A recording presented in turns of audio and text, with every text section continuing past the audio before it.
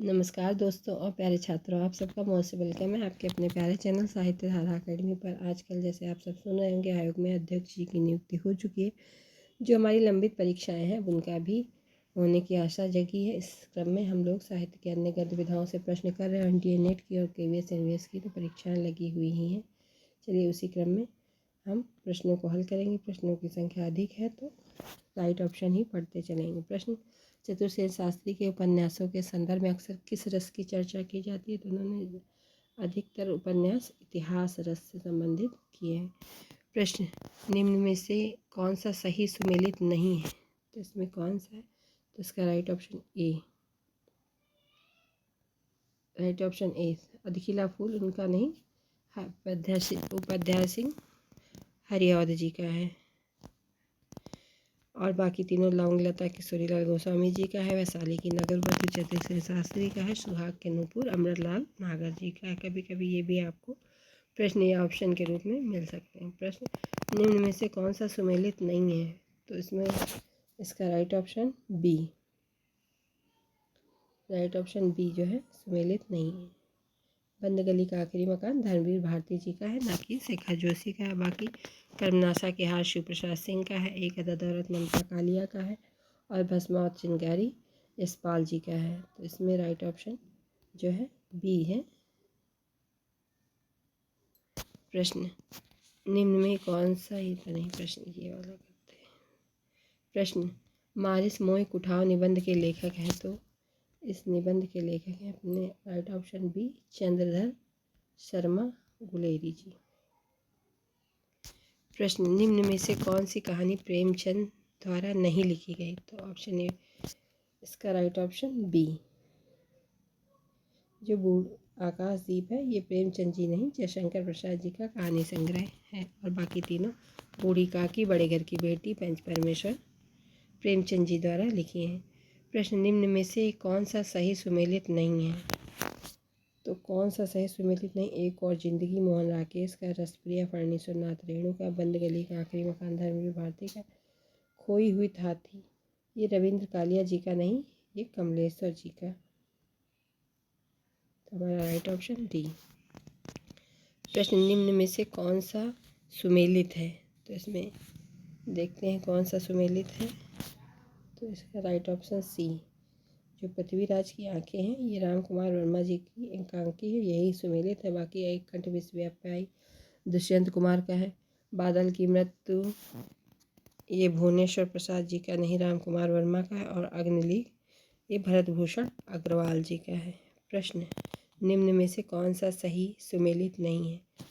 तो इसमें right option B जो है ये सुमेलित नहीं। उत्तर प्रियदर्शी अज्ञेय जी का है, धर्मवीर भारती जी का नहीं। अभी आपने देखा अग्निलीग भरत भूषण अग्रवाल, सूखा सरोवर लक्ष्मी नारायण लाल, एक कंठ विस्पाई दुष्यंत कुमार का है। देखिए सेम ऑप्शन है सिर्फ प्रश्नों की। अब इसमें एक कंठ विस्पाई अग्निलीग दो तो इसमें ही हमको मिल गए हैं, इसलिए सारे ऑप्शन जो ये ऐसे प्रश्न होते हैं उनको सबको ध्यान में रखना चाहिए।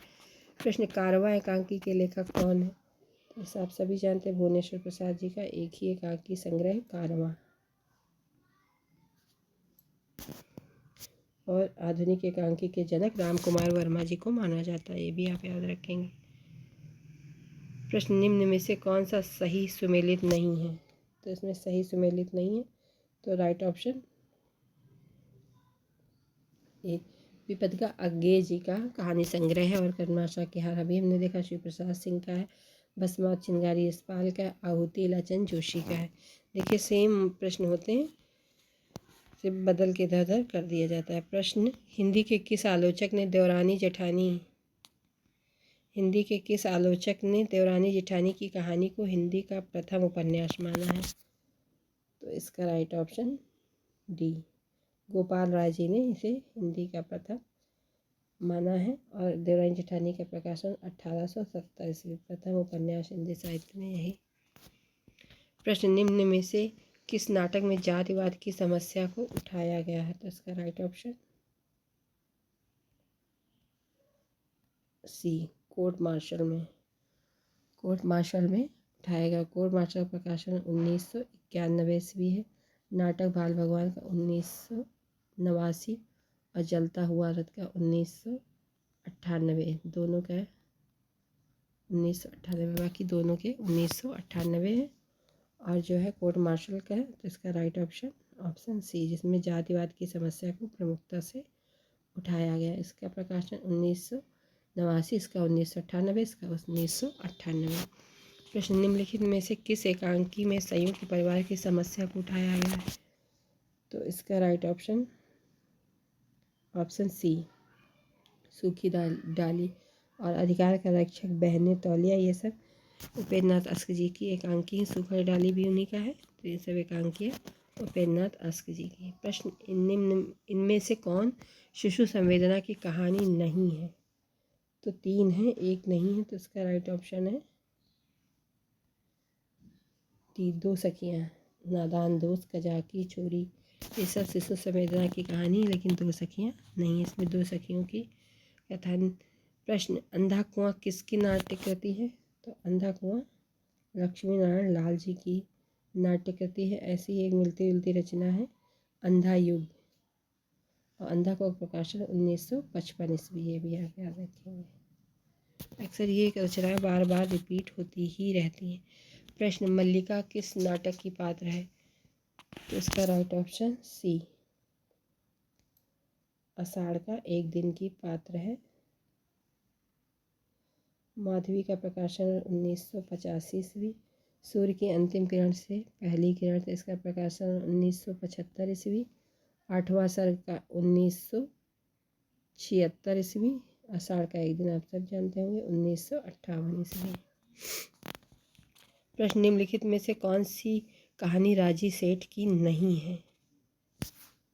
तो सारी हैं, एक भी जानवी नहीं है। प्रश्न, आधा गांव उपन्यास में चित्रित गांव है? तो इसका आधा गांव उपन्यास में चित्रित गांव, और राइट ऑप्शन गंगौली गांव है। मेरीगंज आप सुपालगंज जानते होंगे, इसकी राग दरबारी का है। मेरीगंज महिला आंचल का है। बेलारी गोदान का है। और ये सब भी आप याद रखेंगे, अक्सर ये सब रिपीट होते रहते हैं कि सुपालगंज किस में, तो राग दरबारी में, बेलारी गोदान में, मेरीगंज महिला आंचल में। प्रश्न, महिला पुलिस कर्मियों के जीवन पर आधारित उपन्यास है? तो इसका राइट ऑप्शन बी, गुनाह बेगुनाह।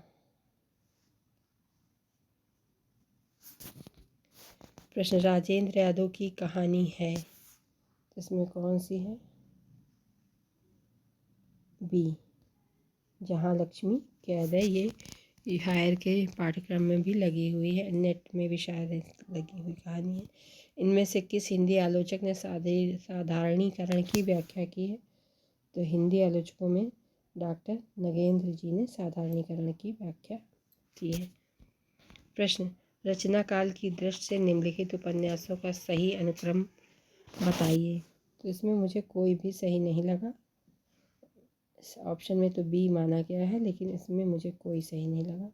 विराटा की पद्मिनी 1936, चित्रलेखा 1934, बूंद और समुद्र 1966, सुहाग के नूपुर 1960। तो इसमें मेरे हिसाब से कोई भी नहीं। आप चाहें तो इसका प्रकाशन लिख लें 1936, 1934, 1966 और 1960, सुहाग के नूपुर। इस हिसाब से इसमें कोई सही नहीं, लेकिन ऑप्शन में बी सही है। प्रश्न, रचना काल की दृष्टि से प्रेमचंद जी के उपन्यासों का सही अनुक्रम है? तो इसका राइट ऑप्शन सी। सॉरी दोस्तों, इसका भी ऑप्शन सही नहीं है। चलिए आगे देखते हैं प्रश्नों। सर्वप्रथम किस आलोचक, ये प्रश्न तो कर चुके हैं, कभी कभी टच काम नहीं करता है। प्रश्न, सर्वप्रथम किस आलोचक ने अपने किस ग्रंथ में देव बड़े की बिहारी विवाद को जन्म दिया है? तो इसका राइट ऑप्शन है ई, मिश्र बंधुओं ने। प्रश्न, इनमें से किस आलोचक ने अपना कौन सा आलोचना ग्रंथ लिखकर हिंदी के स्नातकोत्तर छात्राओं के पाठ्यक्रम में आलोचना के अभाव को पूरा करने का सर्वप्रथम सफल प्रयास किया।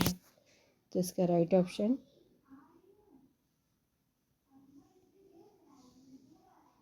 श्याम सुंदर दास साहित्य लोचन। प्रश्न, इसमें फूल भी है, शूल भी है, धूल भी है, गुलाब भी है, कीचड़ भी है, चंदन भी है, सुंदरता भी है और कुरूपता भी है, मैं किसी से दामन बचाकर निकल नहीं पाया। यह कथन किस उपन्यासकार का है? तो ये मैला आंचल का पाणीश्वरनाथ रेणु जी का कथन है। ये उनकी भूमिका में कहा गया है, ये भी आप याद रखेंगे। प्रश्न, मुफ्त का यश नामक कहानी के रचनाकार हैं? तो हमारे कहानी सम्राट प्रेमचंद जी की ये कहानी है मुफ्त का यश। प्रश्न, मनुष्य से बड़ा है उसका अपना विश्वास और उसका ही रचा हुआ विधान। मनुष्य से बड़ा है उसका अपना विश्वास और उसका ही रचा हुआ विधान। अपने विश्वास और विधान के सुख ही विधान के सम्मुख ही मनुष्य व्यवस्था का अनुभव करता और स्वयं ही उसे बदल देता है। यह कथन किस उपन्यासकार का लिखा है? तो ये इसका राइट ऑप्शन सी, ये हजारी प्रसाद द्विवेदी जी का कथन है कि मनुष्य से बड़ा है उसका अपना विश्वास और उसका अपना रचा हुआ विधान। प्रश्न, अपने अतीत का मनन और मंथन हम भविष्य के लिए संकेत पाने के प्रयोजन से करते हैं। यह कथन किस उपन्यासकार का है? तो ये भी राइट ऑप्शन ए, हजारी प्रसाद द्विवेदी जी का है। प्रश्न, अधरक मधु जब चाखन कान, अधरक मधु जब चाखन कान, तो हर शपथ हम किछु यदि जान। ये पंक्तियाँ किस हिंदी उपन्यासकार से? देखिए कैसे कैसे प्रश्न कहाँ से बना देते हैं, एक एक लाइन से प्रश्न बना देते हैं। डी, मैला आंचल की है, राइट ऑप्शन बी। प्रश्न, कहानी सदैव से जीवन का एक विशेष अंग रही। यह कथन किसका है? तो इसका right option D, Premchand ji का कथन है। कहानी सदैव से जीवन का एक विशेष अंग रही। प्रश्न, गल्पकार अपनी रचनाओं को जिस सांचे में चाहे ढाल सकता है, किसी दशा में भी वह उस महान सत्य की अवहेलना नहीं कर सकता जो जीवन सत्य कहलाता। यह वक्तव्य किस कहानीकार का है? तो इसका भी राइट ऑप्शन बी, ये प्रेमचंद जी का। गल्पकार अपनी रचना को चाहे जिस सांचे में ढाल सकता है। प्रश्न, प्रेमचंद की कहानी सदगति के दो पात्र हैं। तो इसका राइट ऑप्शन है राइट ऑप्शन ए, दुखी और झुरिया। प्रश्न,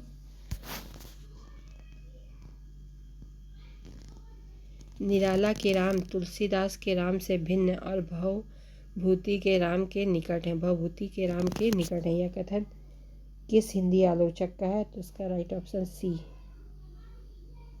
ये राइट ऑप्शन सी, ये रामविलास शर्मा जी का बहुत फेमस कथन। निराला के राम तुलसीदास के राम से भिन्न, भवभूति के राम के निकट है। कथन तो रामविलास शर्मा जी का है। प्रश्न, आदमी कितना स्वार्थी हो जाता है, जिसके लिए मरो वही जान का दुश्मन हो जाता है। यह कथन गोदान के किस पात्र का है? तो इसका राइट ऑप्शन डी, होरी जी का ये पात्र है। प्रश्न, नारी में पुरुष के गुण आ जाते हैं तो वह उल्टा हो जाती है। यह कथन गोदान के किस पात्र का है? तो राइट ऑप्शन सी, ये मेहता जी का कथन है। अब मेहता किसकी भूमिका में है? तो प्रेमचंद जी को ही कहा जाता है। प्रश्न, जो अपनी जान खपाते हैं उसका हक इन लोगों से ज़्यादा है जो केवल रुपया लगाते हैं। यह कथन गोदान के किस पात्र द्वारा कहा गया है? तो गोदान में जितने अच्छी कथन हैं ये सब मेहता जी के द्वारा ही ज़्यादातर कहे गए हुए हैं। प्रश्न, पवित्रता की माप है मलिनता, सुख का आलोचक है दुख, पुष्य की कसौटी है पाप। यह कथन स्कंदगुप्त नाटक के किस पात्र का है? इतनी अच्छी बात लिखी गई है, हर चीज़ की माप की कितनी अच्छी। पवित्रता की माप है मलिनता, सुख का आलोचक है दुख, पुष्प की कसौटी है पाप। ये देवसेना जी का कथन है। प्रश्न, मनुष्य अपूर्ण है, इसलिए सत्य का विकास जो उसके द्वारा होता है अपूर्ण होता है, यही विकास का रहस्य है। यह कथन स्कंदगुप्त नाटक के किस पात्र का है? तो इसका राइट ऑप्शन है ये प्रख्यात कीर्ति जी का कथन है कि मनुष्य अपूर्ण है, इसलिए सत्य का विकास उसके द्वारा होता है वह अपूर्ण है, यही विकास का रहस्य है। प्रश्न, जिस हृदय में अखंड वेग तीव्र तृष्णा से जो पूर्ण है, जो कृतज्ञता और क्रूरताओं का भंडार है, जो अपने सुख अपनी तृप्ति के लिए संसार में सब कुछ करने को प्रस्तुत है, उसका मनुष्यता से क्या संबंध? यह कथन स्कंदगुप्त नाटक के किस पात्र का है? तो ये राइट ऑप्शन सी, ये मुदगल जी का कथन है। प्रश्न, विश्व प्रेम सर्वभूत हित कामना परम धर्म है, परंतु इसका अर्थ यह नहीं हो सकता कि अपने पर प्रेम ना हो। यह कथन स्कंदगुप्त नाटक के किस पात्र का है? तो इसका राइट ऑप्शन डी, ये जयमाला जी का कथन है। प्रश्न, मनुष्य के आचरण के प्रवर्तक भाव या मनोविकारी होते हैं, बुद्धि नहीं। यह कथन किस आलोचक का है? तो यह कथन B, right option Ramchandra Shukla ji का कथन है। प्रश्न, रिपीट हो गया, विश्व प्रेम सर्वभूत हित कामना परम धर्म है, परंतु इसका अर्थ यह नहीं हो सकता कि अपने पर प्रेम न हो। यह कथन स्कंदगुप्त नाटक के किस पात्र का है? तो अभी हमने इसको पढ़ा है, चलिए अभी रिवीजन हो जाए। नए प्रश्न है जयमाला जी। मनुष्य के आचरण के प्रवर्तक भाव या मनोविकारी होते हैं, बुद्धि नहीं। यह कथन किसका है? तो अभी सब लोगों ने रामचंद्र शुक्ल जी का है। प्रश्न, राजा निर्वंशिया कहानी का महत्व उसके शिल्प विधान की श्रेष्ठता को लेकर है, इस कहानी के निर्माण करता है। तो राइट ऑप्शन बी, कमलेश्वर जी की कहानी है राजा निर्वंशिया। प्रश्न, सभ्यता कोई और ही चीज है, उसका देह से इतना संबंध नहीं जितना मन से है। यह कथन प्रेमचंद की किस कहानी का अंश है? सभ्यता का रहस्य से, सभ्यता कोई और ही चीज़ है, उसका देह से इतना संबंध नहीं जितना मन से। कितना अच्छा लिखते हैं प्रेमचंद जी। प्रश्न, किंतु सबसे बड़ी विडंबना यह है कि इन सारे दुर्गुणों के होते हुए भी मैं इनसे एक दिन भी पृथक नहीं रह सकती, एक क्षण का वियोग नहीं सह सकती। इन सारे दोषों पर भी मुझे इनसे प्रगाढ़ प्रेम है। इनमें यह कौन सा गुण है जिस पर मैं मुग्ध हूँ, मैं खुद नहीं जानती।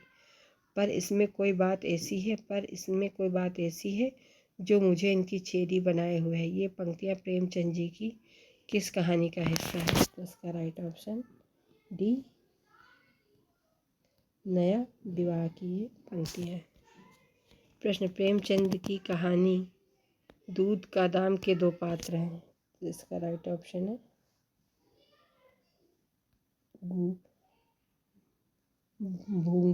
भूंगी और गूदड़। प्रश्न, बाल मुकुंद गुप्त के शिव शंभू के चिट्ठे का वर्ण विषय क्या है? तो राइट ऑप्शन बी, इसमें लॉर्ड कर्जन के नौकरशाही पर चुभते हुए व्यंग्य किए गए हैं। नमस्कार दोस्तों, आप सबको मेरा यह प्रयास कैसा लगा प्लीज़ कमेंट के माध्यम से ज़रूर बताएं। लाइक करें, शेयर करें, सब्सक्राइब करें। धन्यवाद दोस्तों।